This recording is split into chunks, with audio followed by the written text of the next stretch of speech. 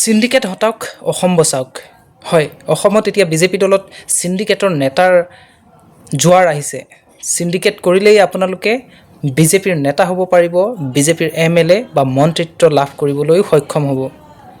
জানো আহক কেইজনমান বিজেপিৰ সিন্ডিকেট নেতা। এইজন হৈছে সিন্ডিকেট হাজৰিকা জুনিয়ৰ।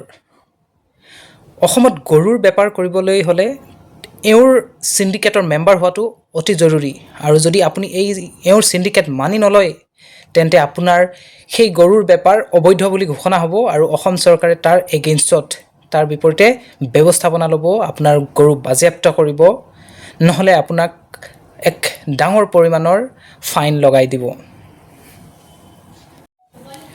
এইজন হৈছে সিন্ডিকেট হাজৰিকা ছিনিয়ৰ।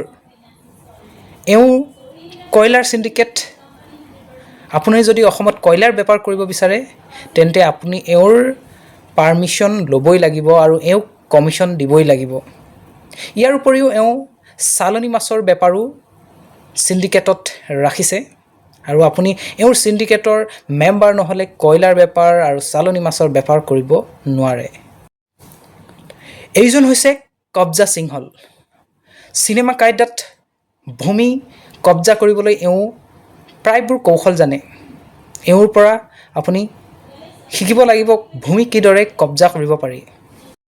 এওঁ হৈছে লোটা গুপ্তা। এওঁ উপৰিপুৰুষসকল যেতিয়া অসমলৈ আহিছিল হাতত মাথো এটা লোটা আছিল, আৰু সেই লোটাটোৰ তলি ফুটা আছিলে।